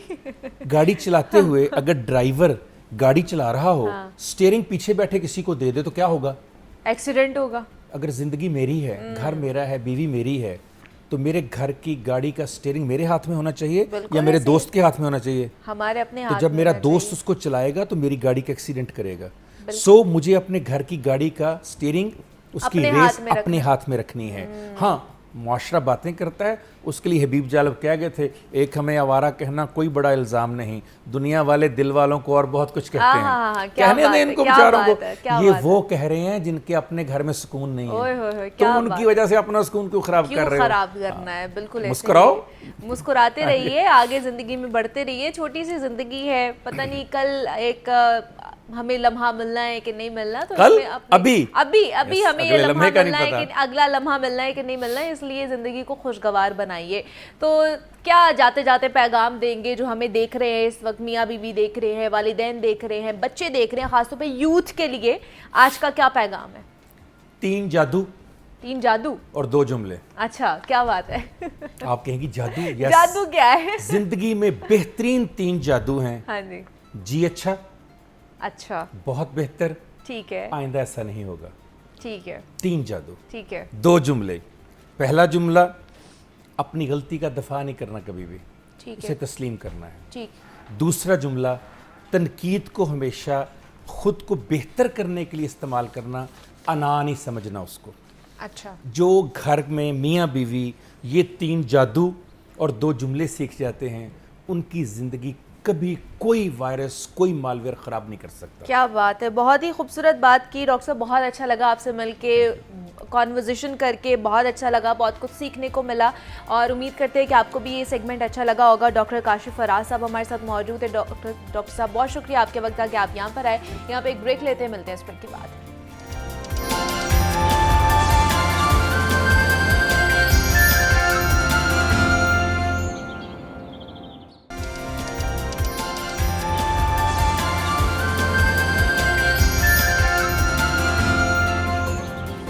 वेलकम बैक टू जागो लाहौर। जनाब, अब थोड़ा सा मुल्क की मईशत के हवाले से बात कर लेते हैं, क्योंकि मुल्क में गुज़श्ता 3 साल से एहतजाज और धरनों का कल्चर फिर से लौट आया, और ऐसे वक्त में लौट कर आया है जब आम आदमी मुश्किल सूरत हाल का बुरी तरह से शिकार है। और ऐसे वक्त में जब आए रोज़ एहतजाज का ऐलान होगा तो मुल्क में मुआशी मसाइल मज़ीद गंभीर होंगे। सरमायाकार ऐसे हालात में क्यों कर पैसे लगाएंगे? ताजर पहले ही बहुत ज़्यादा परेशान है कि हर हफ्ते किसी न किसी सियासी जमात ने एहतजाज की कॉल दे रखी होती है। तो इसका मुल्की मईशत, समाजी मुआशरती हालत पर क्या असर होता है, इस पर हमने आज बात करनी है। इस पर बात करने के लिए हमारे साथ मौजूद हैं सलमान गनी साहब, हैं सीनियर तज़ियाकार हैं, उनसे बात करते हैं हम। सलमान साहब, आपको खुश आमदीद कहते हैं जागो लाहौर में। कैसे हैं आप? जी, अल्लाह का शुक्र। सलमान साहब, ये जो दोबारा से कल्चर हम देख रहे हैं, गुज़श्ता 3 सालों से प्रोटेस्ट किए जा रहे हैं, एहतजाज किए जा रहे हैं, स्ट्राइक्स की जा रही है, क्या वजह है इसकी, और इसकी वजह से हमारी जो मुल्क की मैशियत है उसके ऊपर किस तरह के असरात पड़ रहे हैं? देखिए, मुल्की मैशियत पाकिस्तान के हवाले से बड़ी अहम है जी। और किसी भी मुल्क और माशरे की तरक्की का इंतजार उसकी मजबूत मैशियत पर होता है, और पाकिस्तान का बड़ा चैलेंज जो है वो मैशियत है, और मैशियत के हवाले से जिस संजीदगी की जरूरत है उसका बड़ा फुकदान है। देखिए, बात यह कि जहाँ तक एहतजाजी अमल की बात है तो एहतजाजी अमल जो है जमहूरी अमल का हिस्सा है, लेकिन एहतजाज जो होता है वो आइन और कानून के ताबे होता है। उसमें आपने रियासत के मफादात भी देखने होते हैं, और फिर ये भी देखना में होता है कि जो आप एहतजाज करने जा रहे हैं उस पर अमन आमा में कोई खलल तो नहीं पड़ रहा, इससे कौमी मफादात तो मुतासर नहीं हो रहे। ये रुझान जो है ये पाकिस्तान के लिए खतरनाक बनता जा रहा है, और एक ऐसे वक्त में जब पाकिस्तान के दारुल हुकूमत इस्लामाबाद में एक बड़ी सफारती एक्टिविटी होने जा रही है जी जी, जिसपे 13 बड़े मुमालिक की लीडरशिप आ रही है 15 और 16 उसमें को बैठकर जी दो तरफा मामलात पर मुल्की मैशियत के हवाले से बाद संजीदा इकदाम हो रहे हैं। तो ऐसी सूरत हाल में तो जरूरत इस बात की थी कि पाकिस्तान के अंदर अमन हो, और पाकिस्तान के अवाम इस वक्त इस्लामाबाद की तरफ देख रहे हैं क्योंकि हमारे यहाँ बड़े मेहमान आ रहे हैं। जी तो जी। पाकिस्तान की पॉलिटिकल फोर्सेस को अपने तर्ज अमल पे नजरसानी करनी चाहिए और ये देखना चाहिए कि सूरत हाल में हमारे मफादात क्या है। तो इसका सलमान साहब, इसका फिर क्या इम्पैक्ट पड़ेगा? एक तरफ इतनी बड़ी कॉन्फ्रेंस होने जा रही है जिसमें 13-14 ममालिक के सरबराहान मौजूद होंगे, एक अच्छा इम्पैक्ट पाकिस्तान का उस कॉन्फ्रेंस में देखा जाएगा। दूसरा, हम देखा है कि PTI ने एहतजाज की भी कॉल दे रखी है उन्हीं रोज़ में, तो इसका इम्पैक्ट क्या पड़ेगा फिर उस इवेंट पे? जब भी हम देखते हैं कोई बड़ा इवेंट होने वाला होता है, कोई ना कोई एहतजाज की कॉल दे दी जाती है, धरने की कॉल दे दी जाती है किसी न किसी जमात की तरफ से। देखिए, आपका सवाल बड़ा वैलिड है। पाकिस्तान की पॉलिटिकल लीडरशिप को अपने तर्ज अमल में तब्दीली लानी चाहिए कि अगर इस्लामाबाद में एक बड़ी सफारती मशक होने जा रही है और वहाँ पर एहतजाज की कॉल देना किसी तरह मुल्की मुफाद में नहीं है, वहाँ पर यही नहीं कि वहाँ पर चीनी प्राइम मिनिस्टर आ रहे हैं, रशिया के प्राइम मिनिस्टर आ रहे हैं, खुद भारत के वजीर खारजा आ रहे हैं। इस सारी सूरत हाल में तो ज्यादा जरूरत इस बात की थी कि एक पुरअमन माहौल हो, और हमारे मेहमानों को ये पता चलना चाहिए कि पाकिस्तान के अंदर मुआशी हवाले से सूरत हाल कितनी बेहतर है। आज जैसे मैंने आपको पहले कहा है कि हमारा बड़ा चैलेंज जो है मुआशी चैलेंज है, और मुआशी चैलेंज से निपटने के लिए ज्यादा जिम्मेदाराना तर्ज अमल की जरूरत है। और अगर एक पार्टी एहतजाज पर मुसर है तो वो खुद रियासत को उन्हें बावर करवाना चाहिए कि उनका ये इकदाम किसी तरह भी मुल्क के मुफाद में नहीं है। अगर आप मुसलसल ये बात जारी रखेंगे कि जी आप एहतजाज करते जाएंगे तो फिर रियासत को अपने मफादात देखने पड़ेंगे। मैं समझता हूँ कि उन्हें अपने तर्ज अमल पर नजरसानी करनी चाहिए और कोई ऐसा इकदाम नहीं करना चाहिए जिससे कौमी मफादात पर दर्द पड़े और पाकिस्तान की दुनिया भर में बदनामी हो। बिल्कुल ऐसा ही है, हम भी ऐसे ही चाहते हैं। दूसरा सलमान साहब, हम देखते हैं कि ख़ास तौर पर आजकल जो सूरत हाल चल रही है, PTI वाले जो है ना वो एहतजाज कर रहे हैं, धरने की कॉल दे रहे हैं, फिर जमात इस्लामी वाले भी धरना करते हैं, एहतजाज कर रहे हैं। तो इन दोनों जमातों की तरफ से ख़ास बात मैं ये जानना चाह रही हूँ कि सिर्फ ये दो जो शहर हैं जिसमें लाहौर और इस्लामाबाद, इन दो शहरों को सिर्फ क्यों टारगेट किया जाता है? बाकी शहरों में क्यों नहीं एहतजाज किए जाते? कोयटा है, कराची है, पेशावर है, इस तरह और भी कितने शहर हैं, उनको क्यों नहीं टारगेट किया जाता? यही दो बिलखसूस शहर क्यों चुने जाते हैं एहतजाज के लिए? देखिए, इस्लामाबाद की एक सफारती हैसियत है और लाहौर पाकिस्तान की सियासत का दिल है। आपने कहा कि जमात इस्लामी और तहरीक इंसाफ से दोनों एहतजाज करते हैं। जमात इस्लामी और तहरीक इंसाफ के इज्तिमाअत में एक बुनियादी फ़र्क है। जमात इस्लामी ने इस्लामाबाद में धरना दिया है तो बिजली के इशूज़ पे दिया है, IPPs के रोल के हवाले से दिया है, तो उन्होंने आइन और कानून के मुताबिक धरना दिया है। वहाँ पर उन्होंने कोई गैर मामूली और हंगामी सूरत हाल पैदा नहीं की, जबकि तहरीक इंसाफ एक नई सूरत हाल वहाँ पर जन्म देना चाहती है ताकि दुनिया भर में पाकिस्तान की जागरसाई हो। इस वक्त तो जरूरत इस बात की थी कि पाकिस्तान की पॉलिटिकल लीडरशिप पाकिस्तान की मुआशी सूरत हाल के हवाले से संजीदा हो, और जो पॉलिटिकल पार्टीज होती है या पॉलिटिकल लीडरशिप होती है मुलीबत दुनिया के जमहूरी मुआशरों के अंदर जो पॉलिटिकल लीडरशिप होती है वो इत्तेहाद और यकजहती का बायस बनती है। वो अपने मुल्कों और मुआशरों के अंदर इंतशार और खलफशार के उस पर पाबंद नहीं बनती, اور یہی وجہ ہے کہ آج تحریک انصاف کے آگے بہت سارے سوالیہ نشانات کھڑے ہیں. اگر وہ یہ کہتے ہیں کہ ان کی لیڈرشپ تک رسائی نہیں دی جا رہی، لیکن بات یہ کہ مطالبات کی حد تک یہ بات درست ہے. اس سے پہلے جب ان کی لیڈرشپ میں خود جیل کے اندر عدالت لگتی ہے تو وہ پریس کانفرنس بھی کرتی نظر آتی ہے. تو ان کو ساری فیسلٹیز موجود ہیں، اور جن باتوں کو وہ جواز بناتے نظر آ رہے ہیں، میں سمجھتا ہوں کہ اس صورتحال کے اندر جب اسلام آباد کے اندر 13 ممالک کی لیڈرشپ آ رہی ہے، انہیں اپنے طرز عمل میں تبدیلی لانی چاہیے اور اپنے سیاسی مفادات کو ترجیح دینے کی بجائے پاکستان کے قومی مفادات کو ترجیح دینی چاہیے. پاکستان کی معیشت درست ہوگی تو خود پاکستان کے لوگوں کے حالات بہتر ہوں گے. اور اگر آپ نے پاکستان میں سیاست کرنی ہے تو پھر آئین اور قانون کے تابع سے سیاست کرنی پڑے گی. کوئی شخص پاکستان کے اندر ریاست سے بالا تر نہیں ہے. اچھا، دوسرا سلمان صاحب یہ بھی تھوڑا سا مجھے بتائیے گا، کیا ہم دیکھ سکتے ہیں ان فیوچر یا کمنگ فیوچر کہ ہمارے جتنے بھی سیاسی جماعتیں ہیں وہ ایک پیج پر آ کے عوام کے لیے سوچ سکیں اور یہ سوچ سکیں کہ ایک عام شخص کو، عام آدمی کو بھی فکر معاش کی بہت زیادہ کہہ لے کہ مشکلات کا سامنا کرنا پڑ رہا ہے یا اس کو بھی فکر ہے، تو اس کے لیے ہم نے سوچنا ہے. انہی کے ووٹ کے تھرو ہم لوگ سیاست میں آتے ہیں اور جب ہم سیاست میں آتے ہیں تو ہم انہی کو بھول جاتے ہیں، یا پھر ہم کہتے ہیں جی ہم عام آدمی کے لیے سڑکوں پر نکل کے احتجاج کر رہے ہیں. تو اس حوالے سے نہیں ہمیں سوچنا چاہیے کہ عام آدمی کی جو فکر معاش ہے اس کو ہم نے بہتر کرنا ہے، اس کو حل کرنا ہے؟ دیکھیں، بڑی درست بات آپ نے کی ہے، اور میں سمجھتا ہوں کہ آپ کا سوال جو ہے پاکستان کی پولیٹیکل لیڈرشپ کو بھی یہی طرز عمل اختیار کرنا چاہیے. جہاں تک آپ نے کہا کہ لوگ کیا سمجھتے ہیں، میرا خیال لوگوں کو اپنے اندر جان پیدا کرنی چاہیے کہ آپ لوگوں سے مینڈیٹ لے کر جب مسند اقتدار پہ پہنچتے ہیں تو مسند اقتدار پہ پہنچنے کے بعد ضرورت تو اس بات کی ہے کہ آپ لوگوں کے مسائل حل کریں. جو ملک کو چیلنجز درپیش ہے ان کا سدباب کریں. لیکن آپ جب اس مینڈیٹ کو پاکستان کے اندر ایک تناؤ، ٹکراؤ، محاذرائی، کشمکش میں تبدیل کریں گے تو پھر ملک کے حالات بہتر نہیں ہوں گے. اور منیبا، ایک اور چیز آپ پاکستان کی سیاسی تاریخ میں دیکھیں کہ پولیٹیکل پارٹیز کے پاس بڑے پلس ہوتے ہیں. وہ اپنی ایک مقبولیت کو قائم رکھنے کے لیے لوگوں کے مسائل حل کرتی ہے. پاکستان مسلم لیگ نون نے، اگر مجھے یاد پڑتا ہے کہ 2011-12 کے اندر 18 گھنٹے کی لوڈ شیڈنگ ہوتی تھی، تو انہوں نے چین کے تعاون سے پاکستان کے اندر پاور کمپنیز بنائی اور یہ بجلی کا جو لوڈ شیڈنگ کا عذاب ہے اس سے نجات حاصل کی ہے. اسی طرح دیگر پارٹیز کے بھی بڑے پلس ہیں.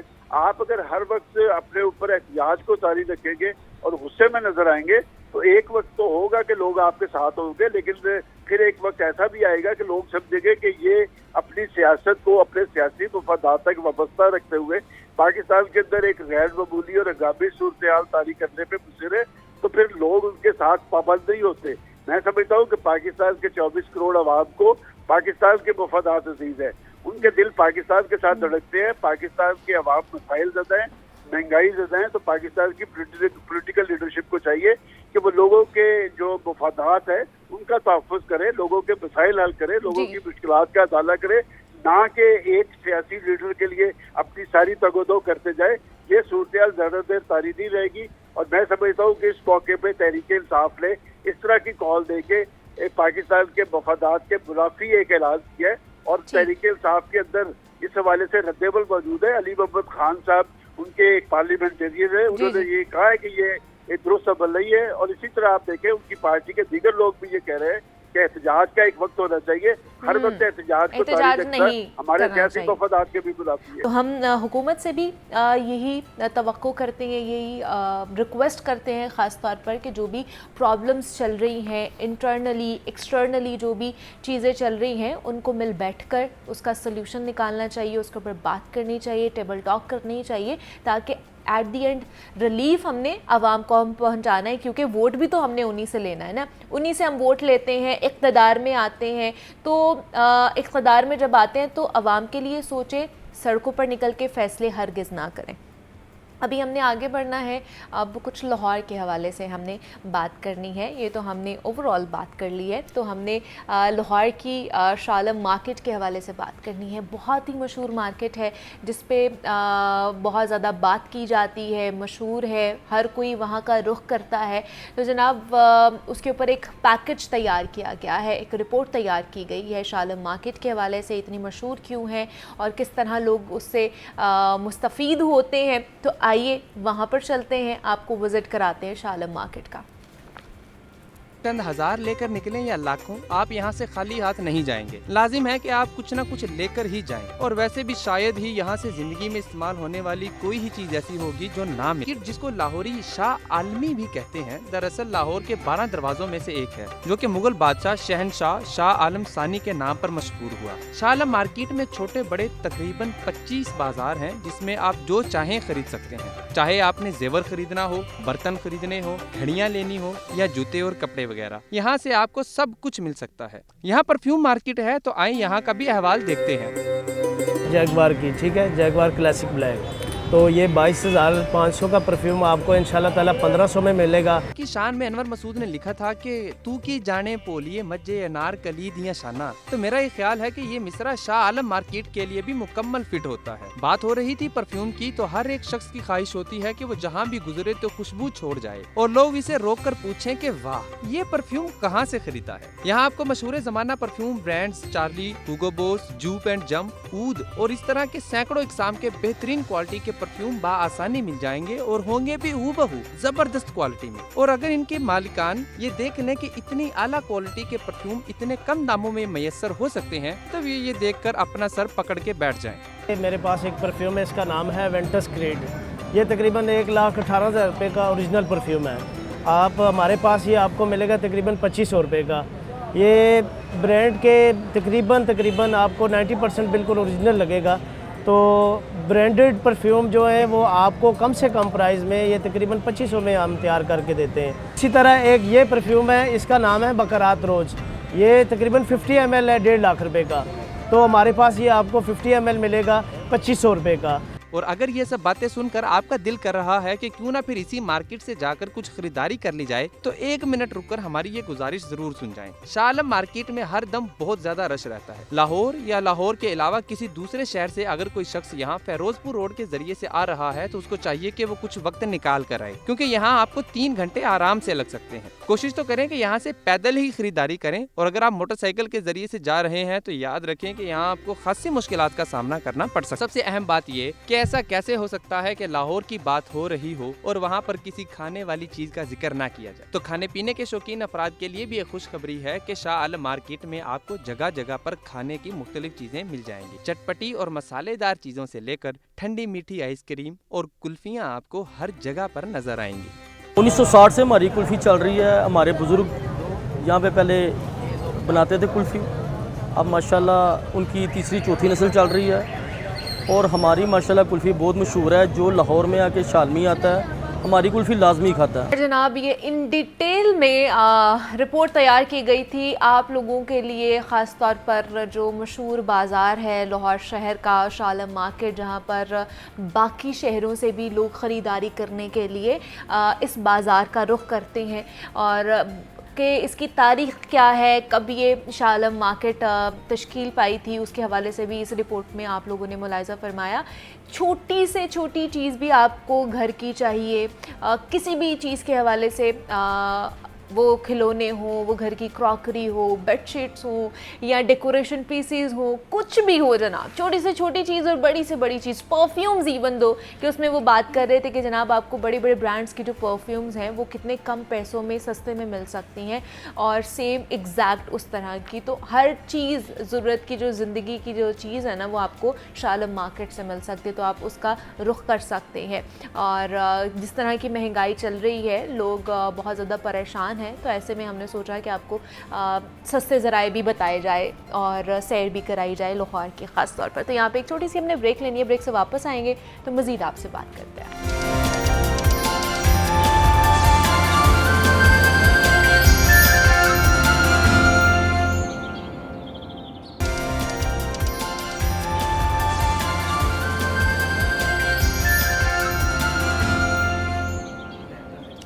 वेलकम बैक टू जागो लाहौर। और जनाब अब कुछ खेल के मैदानों का रुख कर लेते हैं, और बहुत ही अफसोसनाक ख़बर है जो मेरे सामने आई है। तो जनाब मैं भी उस पर ऊपर हैरान हुई हूँ कि वाकई ऐसा है, हॉकी जिसको हमारा नेशनल गेम कहा जाता है, नेशनल हमारा कौमी खेल है, हॉकी फेडरेशन बिजली के बिलों में भी ना दहिंदा निकली है, और बिल की अदम अदायगी पर पाकिस्तान हॉकी फेडरेशन की बिजली काट दी गई है। मतलब चेक करें कि क्या हालत हो चुकी है हमारी। और ये भी बताया जा रहा है कि जो महकमा स्पोर्ट्स पंजाब है उन्होंने हॉकी फेडरेशन की बिजली बंद कर दी है और पाकिस्तान हॉकी फेडरेशन ने 69 लाख से ज़ायद बिजली का बिल अदा नहीं किया है, जिसकी वजह से उनकी बिजली को काट दिया गया है। तो ये सारी सूरत हाल है। अभी पिछले दिनों रिसेंटली देखा गया है कि हॉकी की जो हमारी टीम है वो एक 3rd नंबर पर आने में कामयाब हुई थी और सिल्वर मेडल उन्होंने हासिल किया है, लेकिन अब उनकी फेडरेशन की जो है ना जनाब बिजली काट दी गई है। इतनी बुरी सूरत हाल है इस फेडरेशन की, हॉकी फेडरेशन की। क्या सिर्फ फेडरेशन की इस तरह की हालत है या जो हमारे जो खिलाड़ी हैं, प्लेयर्स हैं, उनकी भी यही सूरत हाल है, उनकी भी यही हालत है? इस पर बात कर लेते हैं। इस पर बात करने के लिए उसामा गौरी हमारे साथ स्टूडियोज़ में मौजूद हैं, उनसे बात करते हैं। उसामा, आपको वेलकम कहते हैं जागो लाहौर में। कैसे हैं आप? ठीक है? मैं थैंक यू मुनीबा, मैं बिल्कुल ठीक हूँ। आप कैसे हैं? उसामा, मुझे तो ये न्यूज़ सुन के बड़ा मतलब अफसोस भी हुआ है, बुरा भी लग रहा है कि हमारी कौमी खेल है, ये हॉकी है, हम वर्ल्ड कप चैम्पियन भी है हॉकी में, और हमारी फेडरेशन का ये हाल है कि उनका बिजली का वो कह ले कि मीटर ही काट दिया गया है।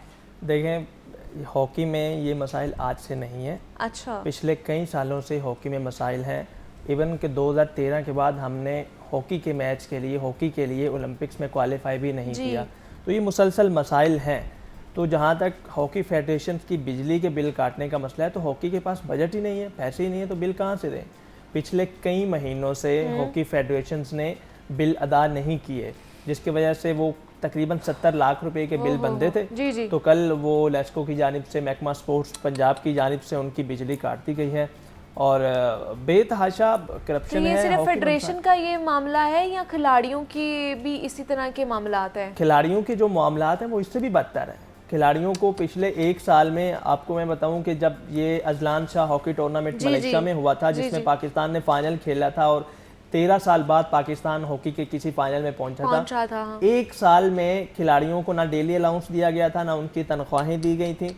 तो बजट के बहुत ज़्यादा इश्यूज हैं हॉकी में, ना उनकी तनख्वाहें दी जाती हैं, ना उनके डेली अलाउंसेस दी जाती हैं। और जब उनके कैंप्स लगते हैं तो कैंप के लिए भी उनके पास ना कोई अच्छी स्पेस होती है, कोई वसाइल नहीं होते।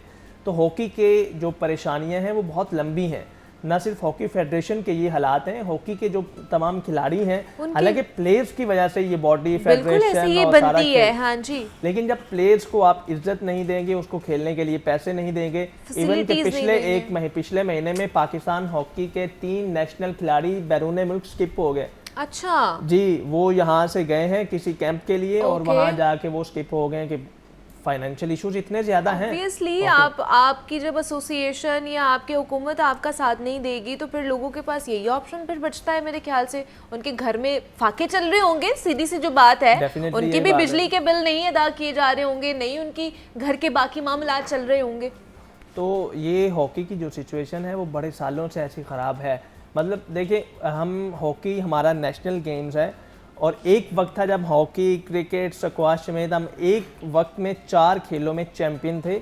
और हॉकी में हमने ओलंपिक्स में अगर मेडल्स की बात की जाए तो हमने टोटल 11 मेडल जीते हुए, जिसमें से 8 मेडल हमने हॉकी में जीते हैं। वाह वाह वाह। तो और ये हाल है ओलंपिक्स में 8 मेडल जीतने वाला जो हमारा कौमी खेल है, उसका ये हाल है कि फेडरेशन की बिजली गुल कर दी गई और ये हालात हैं कि कल फेडरेशन की बिजली काट दी है, क्योंकि पिछले कई महीनों से आपने जो बिल्स अदा नहीं किए, वो तकरीबन 70 लाख रुपए एक मार्जिन, एक पैसे बनते हैं जो आपने नहीं दिए। तो फिर महकमा स्पोर्ट पंजाब ने आपकी बिजली काट दी। और जो हॉकी फेडरेशन, हॉकी एसोसिएशन का दफ्तर है, उसका बिल अभी तक नहीं अदा किया। 5 से 7 लाख रुपए तो उसके ऑफिस के बिल्स हैं। उसका क्या हाल है? हमारी Multan series unfortunately test series थी जनाब, मुल्तान में खेली जा रही थी और हम पहला मैच ही हार गए और हमने प्लेट में रख के जो है ना अगली हमारी जो इंग्लिश टीम थी उसको हमने दे दी।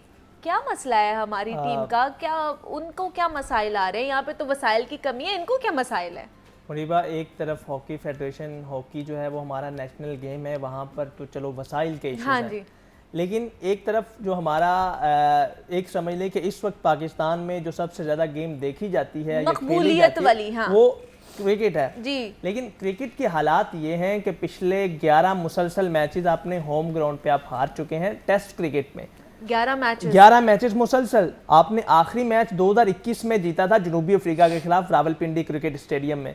اس کے بعد آپ نے 5 مختلف ٹیموں کے ساتھ 5 الگ الگ مقامات پر پاکستان میں کھیلا ہے تو آپ نہیں جیت پائے ہوم گراؤنڈ میں ہی ہار ہوم گئے گراؤنڈ پہ. لیکن ایشوز کیا ہیں؟ ایشوز یہ ہے کہ جب نیگیٹو اپروچ کے ساتھ جائیں گے, جب جیتنے کا آپ کو ہارنے کا اتنا یہ ڈر مائنڈ ہوگا. سیٹ تو نہیں ہوتا ہمارے کنٹری میں, ہمارے ملک میں باہر سے مہمان ٹیم آئی ہے تو ہم ان کو ذرا گفٹ دے دیں, ویلکم گفٹ دے دیں, یہ تو نہیں ان کا مائنڈ سیٹ؟ وہ گفٹ پھر آپ کو کبھی لینے بھی چاہیے نا. ہاں یہ بھی ہے ویسے, لیکن یہ کہ آپ جب اوے سیریز کے لیے جاتے ہیں تو پھر تو آپ کو پرفارم کرنا چاہیے. وہاں پہ بھی گفٹ نہیں ملتے, وہاں پہ بھی ہمیں گفٹ ہمیں ویلکم گفٹ وہاں پہ بھی نہیں ملتا, اور یہاں پہ بھی ہم ویلکم گفٹ دے دیتے ہیں. تو چلو ویلکم گفٹ انہیں دے دیتے ہیں. لیکن اب میں اس سیریز کی بات کروں تو ابھی تو 3 ٹیسٹ میچز کی سیریز ہے. پہلا ٹیسٹ میچ کل ملتان میں اینڈ ہوا ہے جس میں ہم نے اننگز اور 47 رن کے بڑے مارجن سے یہ میچ آ رہا ہے, اور اس میں بھی کئی ریکارڈز ہیں. اگر میں ان کی بات کروں تو پاکستان کے جو کیپٹن ہیں شان مسعود, اس وقت پاکستان کی 71 ایئرز جو کرکٹ کی لیگیسی ہے, ہسٹری ہے, تاریخ ہے, اس کے پہلے کپتان ہیں جو اپنے مسلسل پہلے 6 ٹیسٹ میچز ہارے ہیں اور برے طریقے سے ہارے ہیں. اچھا, ایک ریکارڈ تاریخ رقم کر دی گئی ہے, ٹھیک ہے, وہ شان مسعود نے اپنے نام ایک اور ریکارڈ کیا. اور ایک ریکارڈ پاکستان کے نے اور بہت بڑا مارکا اچیو کیا ہے, وہ یہ ہے کہ کسی بھی ٹیم نے پہلی مرتبہ پاکستان کے خلاف 800 سے زیادہ رن کیے ایک اننگز میں. انگلینڈ میں 823 رن کیے اپنی پہلی اننگز میں.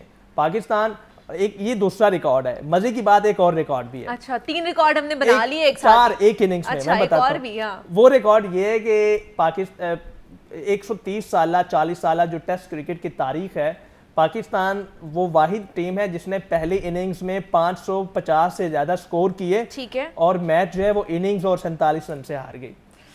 تو یہ کئی ریکارڈز ہیں, انفارچونیٹلی سارے نیگیٹو ریکارڈز ہیں جو ہمارے ہی خلاف بنے ہیں. اور ایک اور انگلینڈ کا میچ کا ریکارڈ ہمارا 86 سال بعد انگلینڈ نے 800 سے زیادہ سکور کیے. اچھا, وہ بھی پاکستان کے خلاف ہے. ہاں جی, وہ بھی ہمارے نیگیٹو پوائنٹس میں. جو ہمارا ون ڈے کا جو سب سے زیادہ ہائیسٹ سکور ہمارے خلاف کیا ہے وہ بھی انگلینڈ نے کیا, 444 رن انگلینڈ میں. او ڈی آئی کرکٹ میں, اب ٹیسٹ کرکٹ میں بھی انگلینڈ نے ہی ہمارے خلاف سب سے زیادہ 823 رن ایک اننگ میں کر دیے.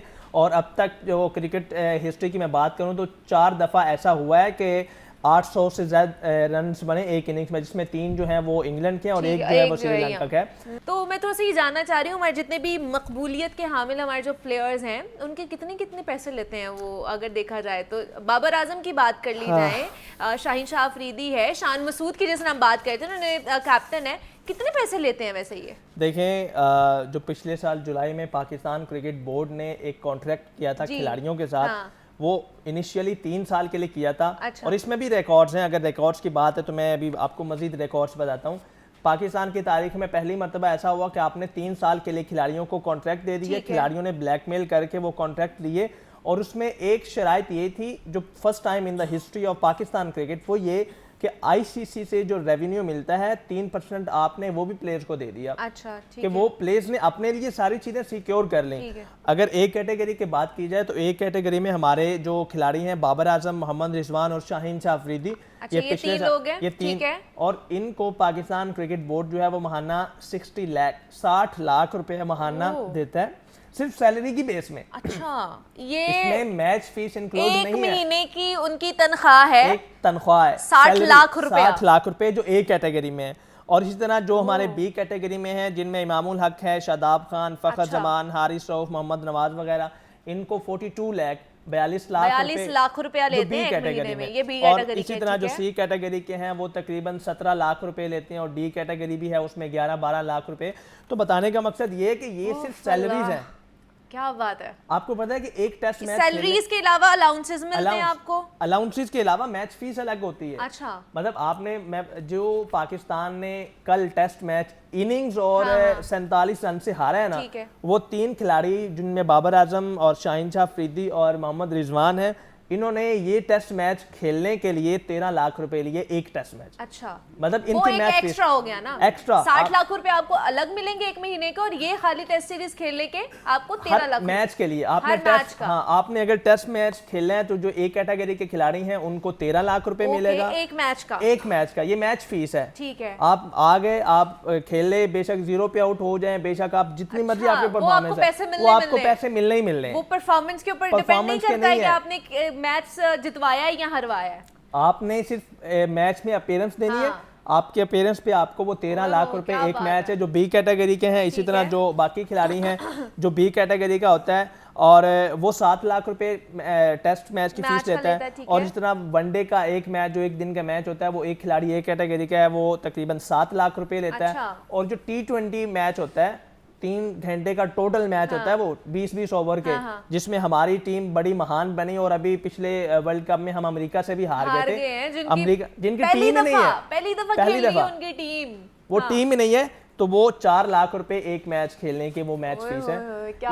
یہ جو وہ چیزیں جو آفیشیل ہیں, مطلب اس میں آپ کے برانڈ کے لوگوز جو ہیں وہ نہیں ہیں, آپ کے ایڈ کے پیسے نہیں ہیں, آپ کی جتنے بھی وہاں پہ باقی اپیرنس ہیں وہ نہیں ہے, یہ صرف آپ کی سیلریز ہیں. صرف سیلری ہے, موٹی موٹی سیلری جو آپ لوگ لے رہے ہیں 60-70 لاکھ روپیہ ایک مہینے کا, اور اس کے بعد بھی آپ کی پرفارمنس جو ہے وہ زیرو پہ کھڑی ہوئی ہے.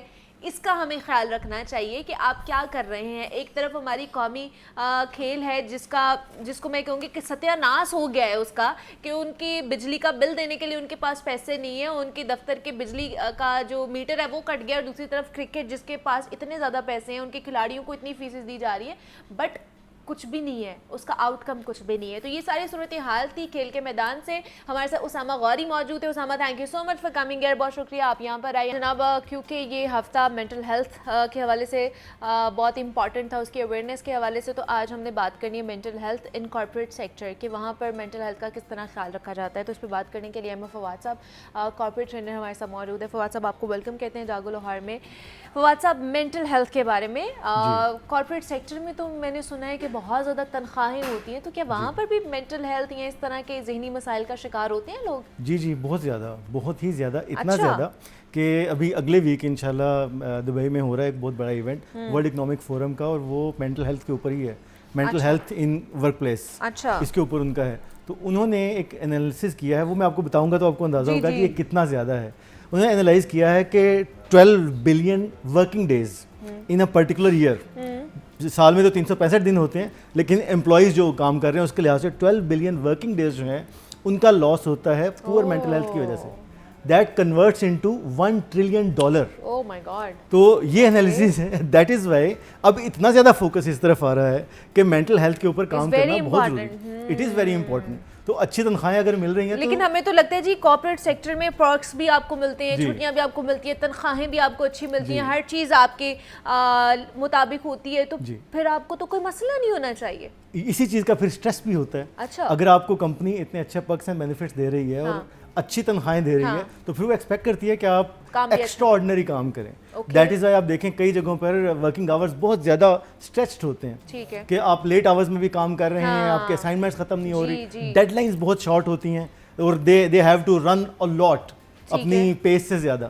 دیٹ از وائی یہ والے ایشوز بہت زیادہ. تو پھر کیا کارپوریٹ سیکٹر میں کس طرح مینٹل ہیلتھ کو کیٹر کیا جاتا ہے, کیا کیا اقدامات اٹھائے جاتے ہیں؟ امنی بھائی, ایک تو بہت اچھی چیز یہ ہوئی ہے ریسنٹ ایئرز میں کہ اس ایشو کو آئیڈینٹیفائی کیا گیا ہے کہ یہ ایشو ہے. ریسنٹلی آپ کو شاید اندازہ ہو, بھارت میں اور یو کے میں 2 خواتین ایسی تھیں جن کو مینٹل ہیلتھ کی وجہ سے چھٹی نہیں دی گئی. انہوں نے کہا کہ میری طبیعت ڈپریشن ہے تو میں چھٹی نہیں کرنا چاہوں. ان کا اٹیک ہوا اور ہارٹ فیل ہو گیا اس کا. شی واز, جو انڈیا والی تھی, she was hardly 23 years old. تو اس چیز کو اب ایکنالج کیا گیا ہے ورلڈ وائڈ کہ یہ ایک پرابلم ہے. تو سب سے بڑی بات تو یہ ہے, اس کے لیے یہ کر رہے ہیں کارپوریٹ سیکٹر. نمبر 1 آپ دیکھیں تو اب اویئرنیس سیشنز ورلڈ وائڈ بہت زیادہ ہو گئے ہیں, پرٹیکولرلی پاکستان میں. اس بات پہ جو بڑی مزے کی بات ہے کہ ہم نے مختلف جنریشنز پہ بات کی تھی, کہتے ہیں کہ جو بیبی بومرز ہیں ان کے لیے مینٹل ہیلتھ ایگزسٹ نہیں کرتی, کیونکہ وہ ماریں کھا کھا کے اور مار مار کے بڑے ہوئے تھے. تو کہتے ہیں کچھ نہیں ہوتی. جو جین زی اور ملینیلز ہیں یہ کہتے ہیں کہ مینٹل ہیلتھ بہت امپورٹنٹ ہے. ایگزیکٹلی. درمیان میں ہم بیچارے پھنس جاتے ہیں, ہم کہتے ہیں یار ہوتی ہے لیکن یہ ایکسپینسو ہے, کیونکہ اس کا علاج کروانا ذرا ہو جاتا ہے. تو اس میں کارپوریٹ سیکٹر نے اچھا کام یہ کیے, 2 کیے. ایک تو اویئرنیس سیشن دی, اور بیبی بومرز کے جو بچے کچے لوگ ہیں اور ہماری جنریشن کے, ان کو بٹھانا شروع کیا کہ دس از این ایشو. اور آپ کی ٹیم میں اگر کوئی لوگ انڈر پرفارم کر رہے ہیں and they appear to be normal, physically fit ہیں, کام دیکھنے میں اچھے لگتے ہیں, اسمائلنگ ہے, بٹ پرفارمنس ان کی اپس اینڈ ڈاؤنز آ رہے ہیں, تو آپ کو you have to look into it کہ کہیں پہ کوئی سیٹ بیک تو نہیں ہے, کوئی اینگزائٹی, کوئی ڈپریشن, کسی اس طرح کا ایشو تو نہیں ہے. تو اویئرنیس سیشنز کریٹ کرنا شروع کر دیے, نمبر 1.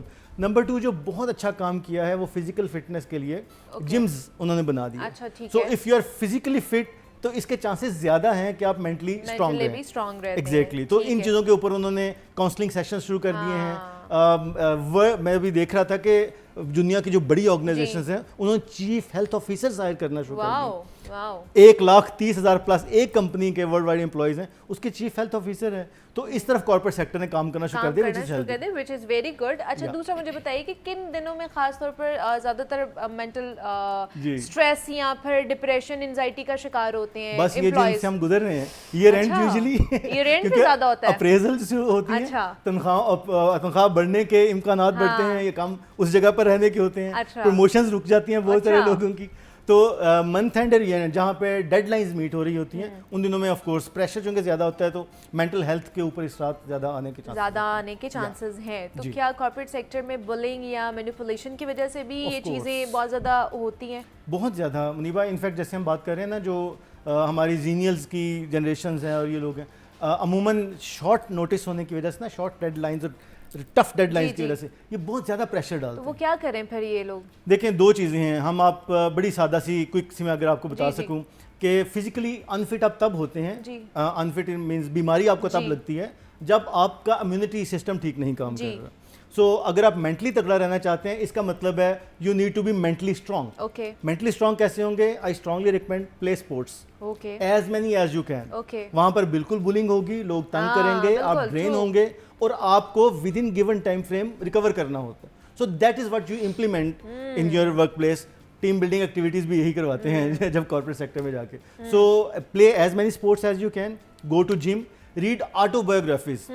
लेजेंड्स जितने भी हैं उन्होंने ज्यादा मुश्किलात देखी हुई हैं, आप उनको जरूर, उनकी लाइफ को जरूर देखें तो I am sure you can make a strong comeback. अच्छा, लास्टली इसका फौरन से मुझे जवाब देना आपने कि क्या कोड ऑफ कंडक्ट जो है कॉर्पोरेट मेंटल हेल्थ को बेहतर करने में मदद देता है? किसी हद तक यस, अगर उसके बारे में अवेयरनेस क्रिएट की गई है। अच्छा। अगर नहीं है और वो किताब एक पढ़ी हुई है तो फिर बिल्कुल नहीं हेल्प करेगा। इससे बहुत बेहतर है कि आप, जैसे मैंने कहा, वो पढ़ें जरूर जी, उसकी अंडरस्टैंडिंग जरूर लें और उसके मुताबिक अपनी कंपनी का कल्चर बनाएं। That is for HR across the board. अच्छा। ये जरूर क्रिएट करने, वरना मेंटल हेल्थ इश्यूज आपके आते रहेंगे, वो आते रहेंगे। ठीक है जी, हमारे साथ अहमद फवाद साहब मौजूद थे। फवाद साहब, बहुत शुक्रिया आपके वक्त का कि आप यहाँ पर आए। Mental health in corporate sector हम बात कर रहे थे। मुझे इजाज़त दीजिए, अपना ख्याल रखिएगा। अल्लाह हाफ़िज़।